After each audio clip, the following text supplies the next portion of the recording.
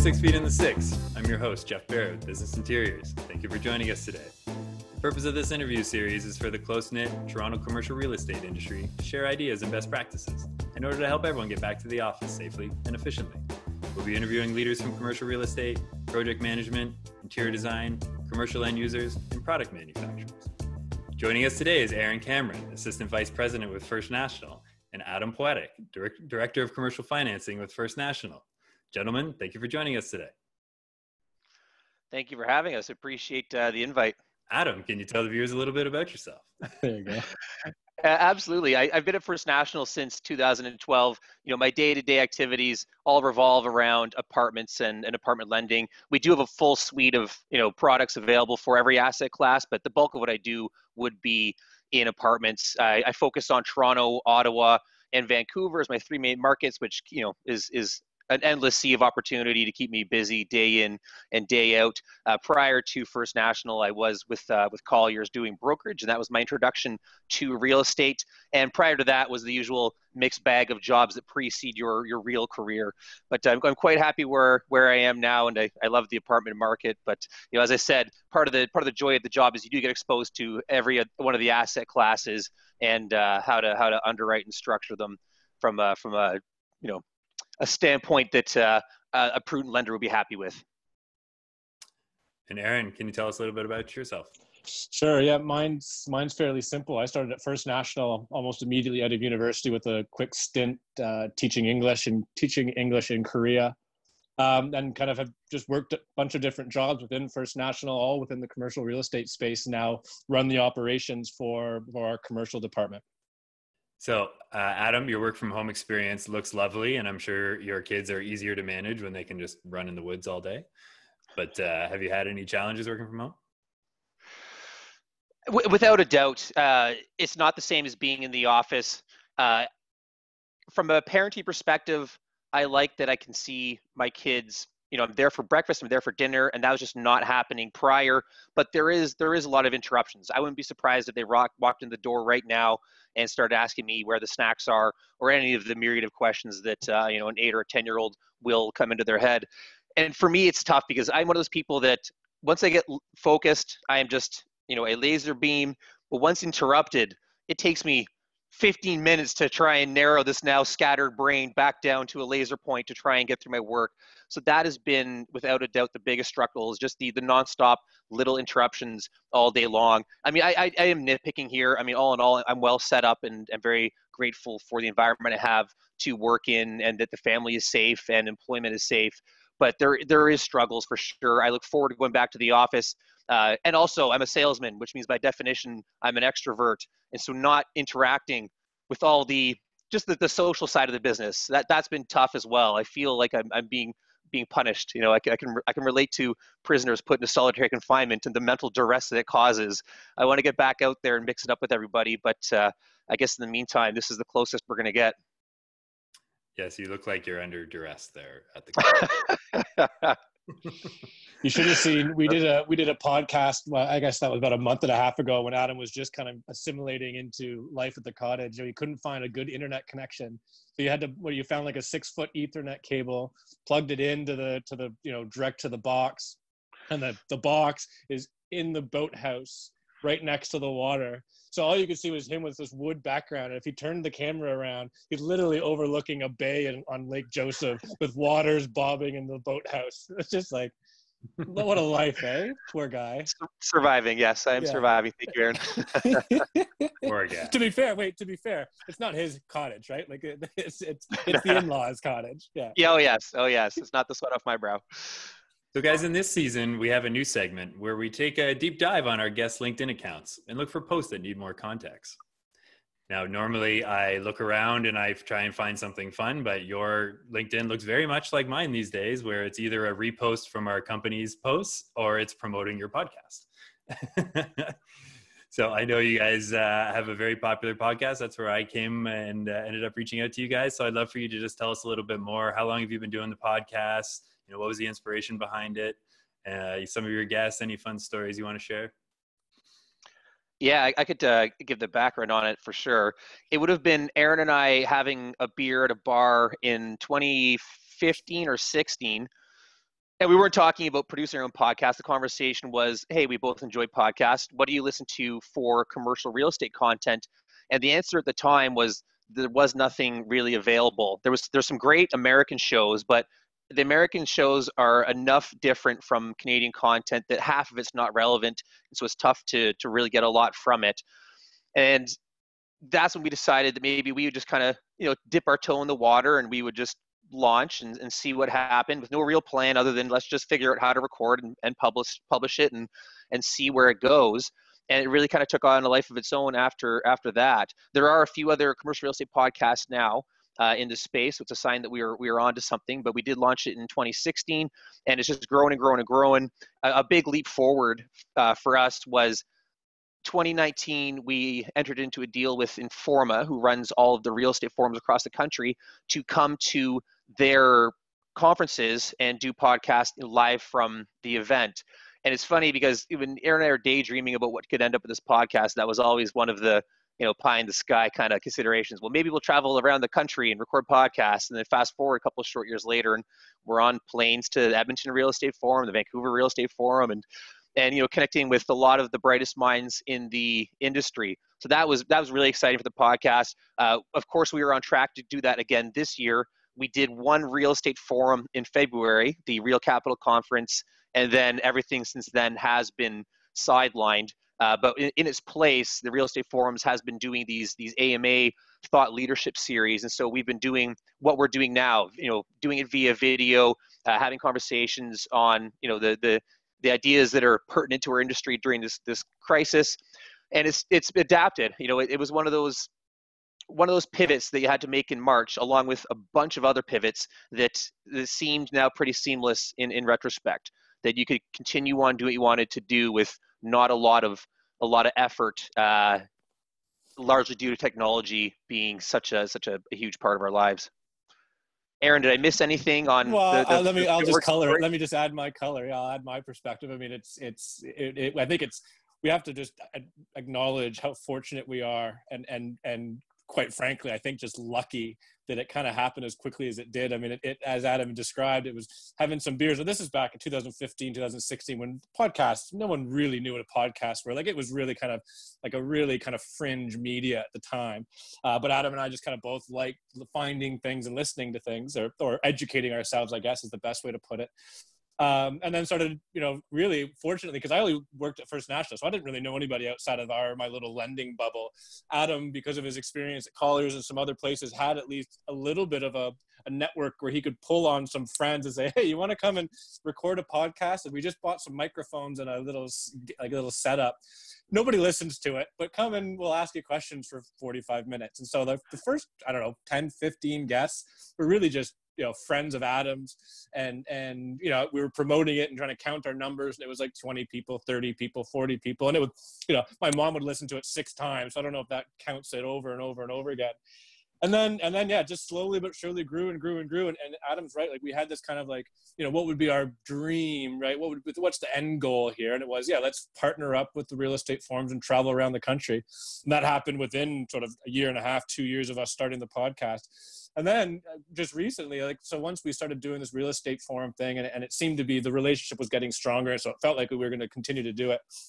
We said, okay, what's the next goal? Where do we want to go from here? And so we had started to plant in our sort of our contacts and Informa that, because of our interview skills that we've built over the last couple of years, we'd be really good to put us as the panelists, like not the speakers, but allow us to interview the panelists. And we'll go up there and we'll have this sort of conversational back and forth banter.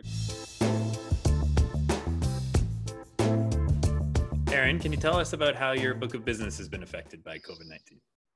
Yeah, I mean, fortunately, First National's been fairly insulated.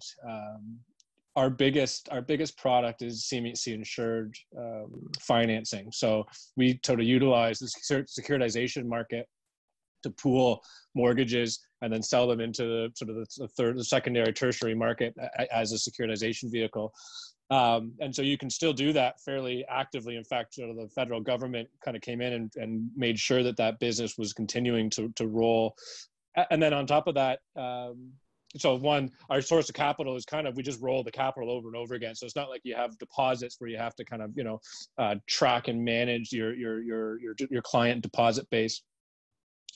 And then two, we're kind of an entrepreneurial group, right? We're founded by Maury Taz and Stephen Smith, who are still sort of actively involved in the business. I think at the time, pre-COVID, it was sort of a $2 to $2.5 billion market cap, with $100 billion under admin. So there's even just this renewal book that's a single family and commercial. Specifically to Adam and my business on the commercial side, there's 30, 31, $32 billion under administration, over 5,500 loans, which for context, I think we're almost double the next largest commercial mortgage servicer in the country. Like, it's just a massive book. So you got 5,500 loans. You've got lots and lots of clients that need refinancing or renewals.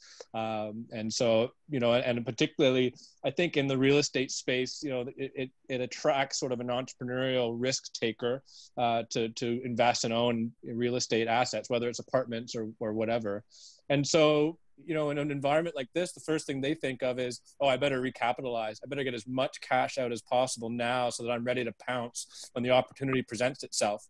So we just had a flood of clients come in saying, all right, let's go. Give me as much equity out of this business I can possibly take, safely within the rules of CMHC financing and approvals. So business was booming. We're having a record year. I mean, right now we're up kind of 20, 30% year over year. And that's the 7th year in a row we've been jumping in that sort of double digit growth. So it's been actually a challenge. The transition to home was right in the peak of all of a sudden a flood of business. And so we were really kind of juggling it all. But to be totally honest, we did it with absolutely seamlessly. I mean, everybody kind of, pulled up their pants, or whatever the analogy is, buckled down, hunkered down, and just made sure they got the business done. So we didn't have a single blip. Like, it was really, really well done. So kudos to our team, our IT group, the whole group really, really performed well under that pressure. Adam, anything you want to add there? Well, yeah, one thing that Aaron mentioned, people want to recapitalize and that driving a lot of business. But the other big factor was the interest rates. We price off of the Canada mortgage bond, and conventionally we price off of Government of Canada. And bond yields went way down, started in March and then has continued since. So that means the all-in interest rate that people are paying has come down considerably since then. So if your asset is financeable, and that would be all apartments, plus the better end of the spectrum for industrial, retail, and office, you're going to get some cheap money. It is out there right now, and so that's been a real driving force behind this as well. And the crystal ball of where bond rates are headed, I would hate to try and pinpoint it for this afternoon, let alone 6 months from now. But all the bright minds in the industry are saying that we should see this continue through the end of the year. And you guys say industrial is pretty soft right now too. I thought that was a one asset class that was growing. No, industrial would have more interest without a doubt. It's got more interest on an investor side of it and the debt side of it. It can't be, the loans for industrial cannot be insured by the government, whereas apartments can. So that's why apartments do get more of a favored asset class when it comes to debt right now. But if you are lending in the uninsured environment, which will be a huge portion of the market, obviously, because it's anything excluding apartments, industrial would be, as Aaron alluded to, easy to get through. That would tick a very big box right off the start if you've got an industrial building. I mean, you still consider the basics, the geography, the tenant strength of who you've got in the building, and then obviously ultimately the borrower strength. But industrial would be way easier than office or retail, and out of that, of course, retail being much harder than office. Yeah, one of the biggest things with industrial, at least, I mean, everyone is talking about sort of the repatriation of critical supply chains, right? With the whole thing of COVID, people are pulling back sort of the manufacturing that they had globalized, had distributed around the world, and so that got demand pressure on industrial rents and industrial sort of tenant uses. So when you're buying an industrial, refinancing an industrial, or for Adam and I lending on industrial, there's way less risk on tenant renewals or tenant replacement, right? If that tenant decides to leave at the end of their lease, you can be pretty confident that they're going to probably be able to re-tenant that space fairly quickly. And, given what we're seeing in the trends in leasing, in industrial leasing rates, they can probably re-tenant that at a higher rent than they're getting today. So there's some safety built in, right? That durability and stability of cash flow is kind of the way that lenders look at it, versus retail and office. I mean, retail is the easiest one, of course. You don't even know if the tenants are going to continue to pay their rents today, let alone, that tenant paying $30 per square foot today. What's that space worth, when that renewal comes up, when that lease comes up. But office is starting to feel that too, I think, right? I think people are starting to say, okay, well, wait a minute, that large downtown, 30,000 square foot lease, what's that rate? What's the rate today? What's the rate going to be in a year or 2 years from now, right? So I think there's a little bit of uncertainty, whether it's on the investment side or the lending side, just about what is a cash flow going to look like from those assets in the future. One thing we did see with office towers, as a previous crisis highlighted, was Calgary office. There was a bit of overbuilding going on there, and they ran into oil prices tanking. But offices have a large percentage of institutional ownership who are well equipped to weather storms. And so you do have to think that the office sector will be a little more resilient for that very reason, that a large number of them are owned by groups with very deep pockets. So they can ride out a 12-month disruption in cash flow with, I don't say relative ease, but they're not going to throw back the keys and walk away from these things. Well, and perfect examples, look at Calgary. I mean, this is pre-COVID, but Calgary vacancy office rates were 25, 30% in some places, but all institutional owned, right? There were very, very few office buildings not owned by institutions that could just, oh, well, that's just something I'm gonna have to sit on for 20 years until I make my money back. And that's, if you have that type of ownership, they just kind of look at it that way, right? They're just gonna have to eat it and stick it out. And they can, because they've got the cash, right? Because they're low leverage and they've got other investments. So I think we're going to see that in the office space. The retail is the one that's really it's going to be a real interesting, it's going to be very interesting to see how land owners reposition those retail assets and start to figure out new ways to use that space that just no longer has retail tenant demand. Given your guys' experience, your own personal experience working in an office, your jobs as lenders, or from your experience interviewing lots of great, important people in our industry, what are some of the more permanent changes do you see coming to the commercial office?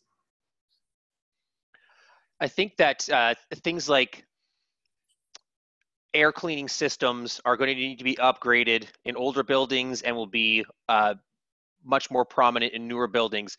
Because while the idea is that we're going to solve coronavirus in 12 months, we'll have a virus. That's what they keep telling us, and I hope that is true. And it is solved. A virus, an anecdote or a vaccine. A vaccine. A vaccine. Yeah, sorry. Yes, that's that. We don't want another virus, Adam. We don't want another virus. Oh, they're not working on that. Yes, of course. we are going to solve this with a vaccine, and the idea is, we need to be pandemic ready ongoing. If it's not coronavirus, it will be something else. As the world becomes a denser place, we are going to continue to see this. And epidemiologists have been saying that we ended up in what was a bit of a blip in terms of not having a serious outbreak for so many years preceding this. And so we're going to see that being top of mind. That will have to go into building design. Obviously, some people have found that they like working from home, so I think that that will be an option for a lot of employers if they can, to have people work from home on a part-time or even full-time basis. That will be ongoing. Me personally, the one that I'm most excited about is, we've heard about cleaning robots being invented. This would be little irradiating robots that travel around and clean.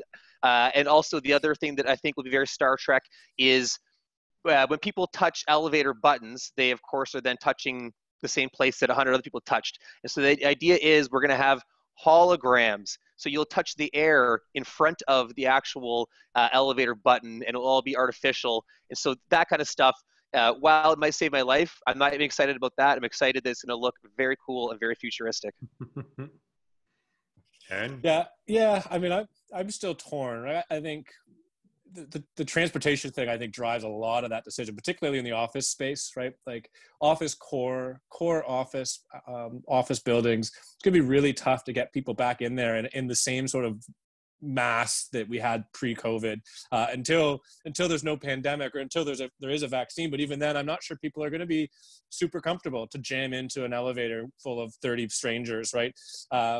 So I don't know how that plays itself out. So maybe that means more office development in the suburbs with larger parking lots. Like I think, one of the people we interviewed, actually it was Blake Hutchison, so one of the more senior celebrities in our industry, was talking about how in Manhattan, talking about how in Manhattan, they're only 20% office capacity. So people aren't really coming back. Now this is dated. This is about 3 or 4 weeks ago, but it probably still holds true. TTC or their subway, whatever it's called, is 20% capacity, but yet traffic congestion was already back up to 80% because people have decided I'd rather just drive. So does that change? We were kind of decarring, right? We were going towards, the King Street in Toronto, of course, the King Street project where there's no cars allowed and more bike lanes and less parking. We're talking about, parking density on developments, right? Well, why do you need that much parking underground, which of course is the most expensive component and the riskiest part of building a large apartment or office tower. So I wonder if we go back to that, which seems counter, right? We were trying to get rid of the car, they're pollution, and now that might be something that reverts itself. Unfortunately, that would be probably one of the largest negatives as a result of COVID. So on each episode, we review a product. Now, it could be a new product or an old product that's gained some relevancy over the past couple months. Today, we're going to talk about elevators, not about different types of elevators or different brands, but thinking forward about the use of elevators in densely packed buildings while we have concerns over COVID-19 or any other easily transmissible disease. So before I get into some of the things I researched, just to give you guys an example of the problem we're facing, Commerce Court downtown, there's 4 towers. There's about 10,000 people that work there. A study was done that if half of them showed up to the office, 5,000 people, it would take roughly 3.5 hours to get everyone to the floors if we were following the proper physical distancing. And that's without anyone coming down the elevator, which we know in normal times would be constant as well. So big challenges ahead. Aaron, just broad strokes, what are some of the things you're hearing about elevators in today's environment? Well, so I find this really fascinating too. And we had the same study done just for First National in our building at 100 University. And it was almost the exact same time frame. If we sent everybody back, it'd be 3.5 hours. And that's just for us that are half the building. So not including everybody else.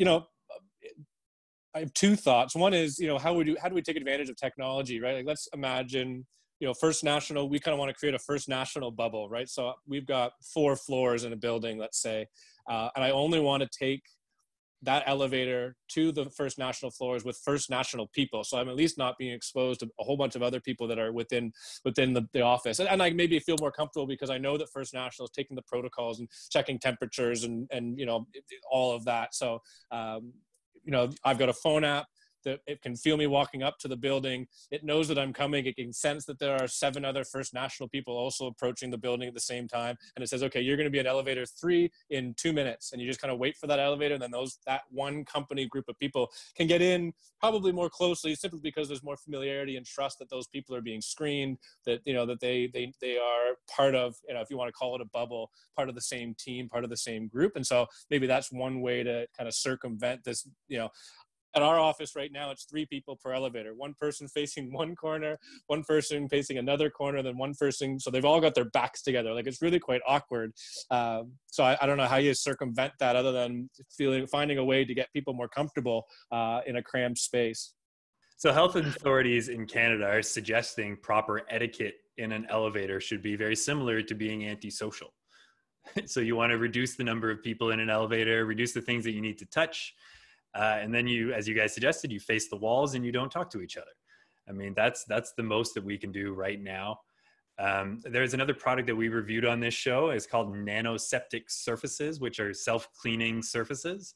And doing my elevator research, I read a couple times that they're collaborating with elevator companies to apply these kind of self-cleaning surfaces to buttons and handrails. But yeah, the biggest thing that we're going to see is technology in elevators. We already saw a lot of changes, the destination dispatch technology we've seen for years, and that's about reducing the amount of stops on a trip and putting people in the same elevator as others are going to the same floor, just like you suggested, would be interesting to only travel in the elevator with your colleagues. Those same systems are having to evolve as well. So instead of just trying to put as many people in the one elevator, they stop at 3. So there's kind of a different part of their algorithm. But the future is touchless technology. And I learned a lot about touchless technology looking this up. And there's a lot of them that apply that we use every day that could make a lot of sense in an elevator. So the first is voice commands. It's been around for a while, and I'm assuming it's going to work as well as Siri works for the rest of us. I would imagine in a busy building during rush hour, it's pretty noisy, and maybe there could be some problems there. Next one would be a tablet where you just have to hover your hand over top of it. So all of the floors would be there, but you just have to hover your finger over the floor, so you don't actually have to touch it, and it'll recognize which floor you're trying to command it to. Facial recognition is another one that people are exploring.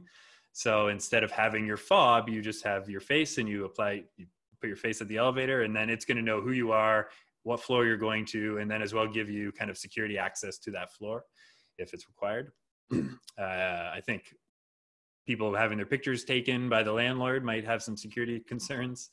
Adam, you mentioned hologram technology. Yeah, that would be really interesting. Just imagine some floating buttons in front of you, and you just have to touch one, and there would be a camera that'll acknowledge which one you touched.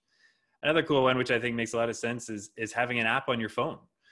Right? You can download this app. It's attached to the building, and you can either call the elevator with your phone, so just kind of removing the need for buttons in general, or it'll have proximity in the Bluetooth. So as soon as you walk up to the elevator, it'll know that it's you, and it'll take you to your floor.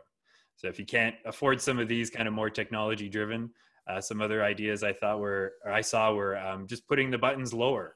So they're foot buttons instead of hand buttons. Right? So either something that you would kick on the wall or you would step on.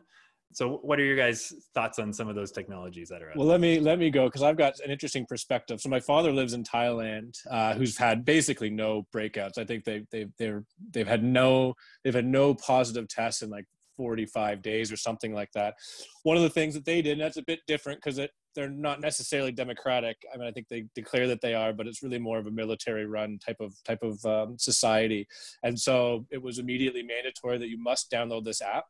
And all landlords, office towers, retail, whoever has to put a barcode or a scanner at the entrance of every single door, no matter what. So you want to go to Starbucks, you walk up, you put your phone up, you tap on this little device, and the door will open. So you don't have to touch the door, one, so it saves you there, but it also logs that you were at that Starbucks.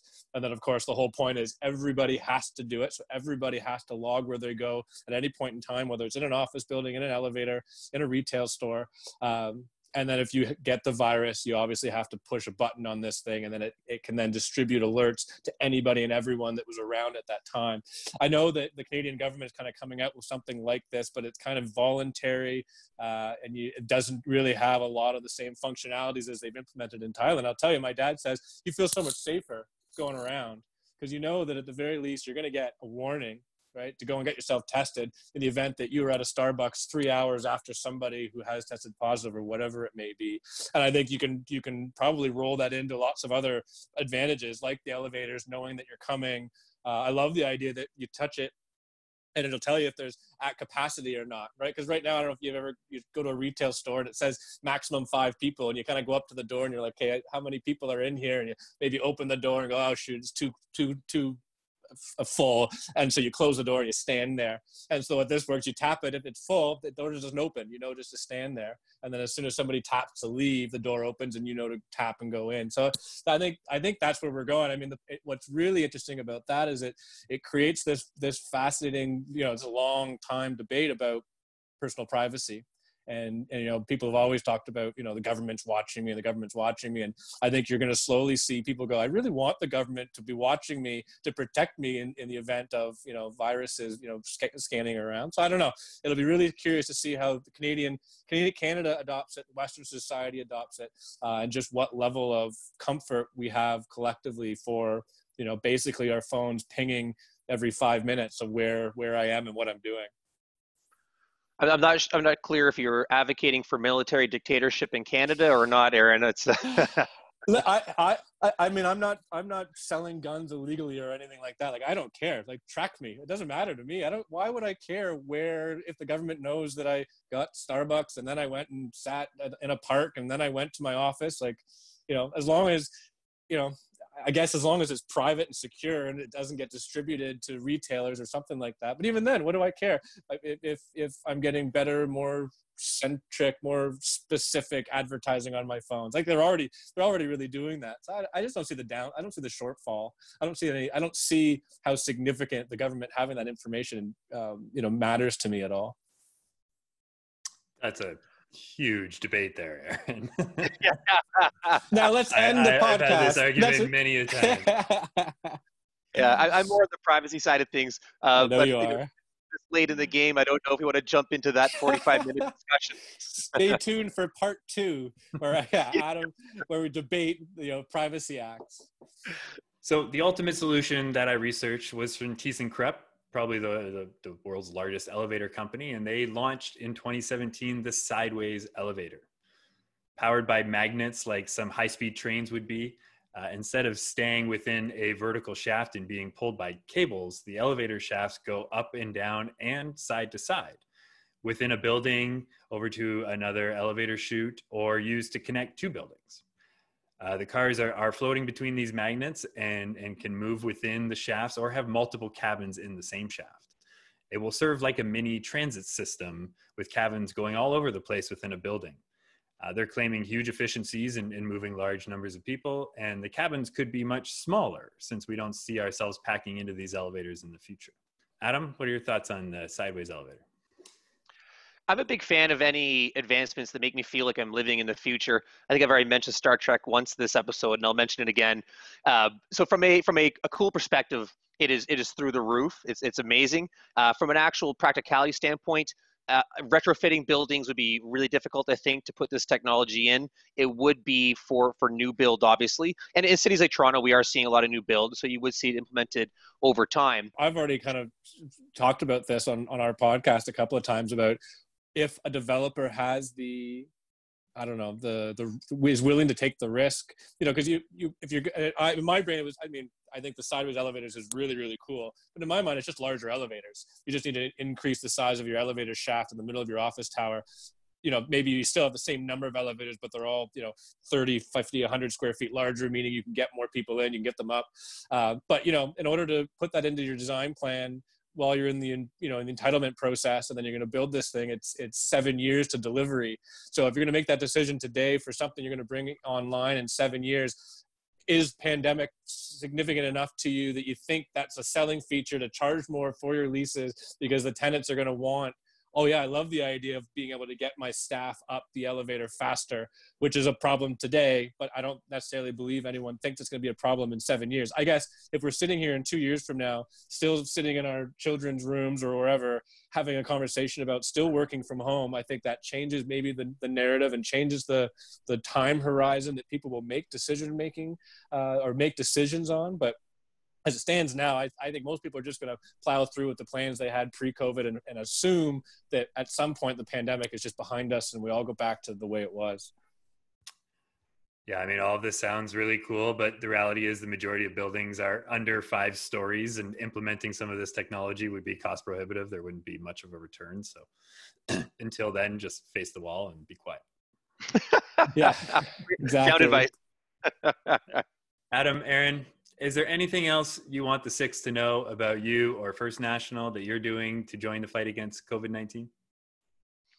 I might be misrepresenting exactly what we do, but COVID-19 in the real estate sector is going to require a lot of capital for recovery, and we're doing our best to get money out the door as quickly as we can. Obviously, there's benefit to us, that this is why we're doing it, but I have heard from a number of investors that getting money from their real estate assets, which have fared better during COVID-19 than maybe some of their other investments they need to maintain, having that stability in the real estate and the access to capital has been very helpful in keeping them stabilized over this next 7, 8, 9, 10, 12 months that we need to go through during this pandemic.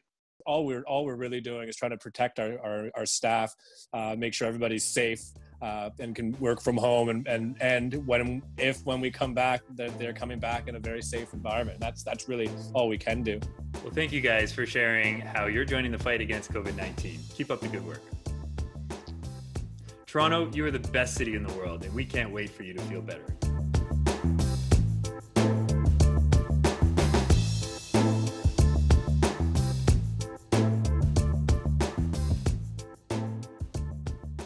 Assistant Vice President with First National, and Powadiuk. You want me to do it? I'll just do it. I'll just do it. Is that It's Powadiuk. Powadiuk. Yeah, I think you said Alan. I think you might have said Alan. I'm not sure. Yeah.